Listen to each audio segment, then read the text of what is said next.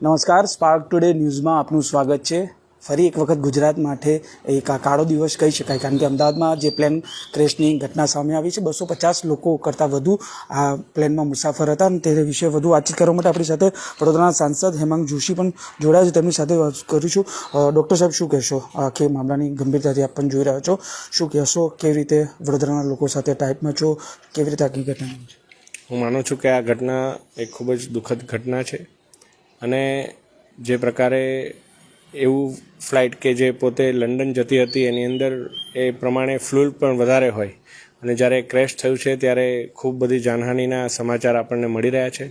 Rescue operation આ સમાચાર મળ્યાની સાથે જ ગુજરાત સરકાર દ્વારા માનનીય મુખ્યમંત્રીશ્રી દ્વારા કરવામાં આવ્યું હતું.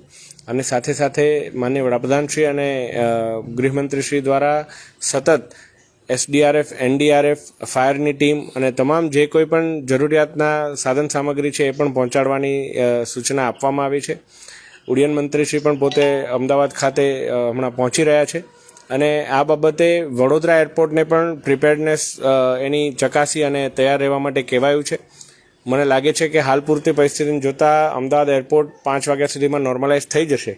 પરંતુ જો કોઈ પણ ફ્લાઇટ ડાયવર્ટ કરવાની થશે તો વડોદરા એરપોર્ટ ખાતે પણ તમામ તૈયારીઓ માનનીય કલેક્ટરશ્રી, માનનીય કમિશનરશ્રી દ્વારા મળી અને કરવામાં આવી છે. વડોદરાના કેટલા લોકો હોય તેવી શંકા છે? કેવી રીતે સંપર્ક કરી શકે જો કોઈ વડોદરાનો હોય તો? જે આ બાબતે ગુજરાત સરકાર દ્વારા પણ એક કંટ્રોલ રૂમમાં નંબર જાહેર કરવામાં આવ્યો છે અને એર ઇન્ડિયા દ્વારા પણ એક ટોલ ફ્રી નંબર જાહેર કરવામાં આવ્યો છે. અને છતાં પણ એ બંનેમાં આપને કોઈ અગવડ પડતી હોય તો મારા ઓફિસનો પણ આપ સંપર્ક કરી શકો છો. અમે પણ ઇમિગ્રેશનના સાથે સંપર્ક કરી અને આ બાબતે યોગ્ય સાચી જાણકારી આપને મળે, વહેલામાં વહેલી તકે મળે એ બાબતનો પ્રયાસ કરીશું. સાહેબ શ્રી, જે પ્રકારે પ્લેન ક્રેશની ઘટના છે, પૂર્વ CM વિજયભાઈ રૂપાણી પણ આમાં હોવાની આશંકા છે અને પુષ્ટિ પણ થઈ છે. હું માનું છું કે આ જે સમાચાર બધા મળી રહ્યા છે, હું માનું ત્યાં સુધી ભગવાનને હું પ્રાર્થના કરું કે બને એટલા વધારે સમાચાર એ ખોટા હોય અને આપણા પ્લેનમાં જેટલા પણ લોકો સવાર હોય એમાંથી વધારેમાં વધારે લોકો સલામત બહાર આવી શકે એ બાબતની ભગવાનને પ્રાર્થના કરું છું. ડૉક્ટર સાહેબ, જે પ્રકારે આખી ઘટના છે, વડોદરાને તમામ જે લાગતા વળગતા ફાયર વિભાગ હોય કે પછી હોસ્પિટલાઇઝ ડૉક્ટર, આપ પણ એક ડૉક્ટર છો, શું તકેદારી અત્યારે લેવાઈ રહી છે? એમરજન્સી રિસ્પોન્સ ટીમ જેને કહેવાય, ERT અત્યારે ગ્રાઉન્ડ પર કાર્યરત છે અને વડોદરાથી પણ ફાયરની અને SDRFની ટુકડીઓ મોકલવામાં આવી છે.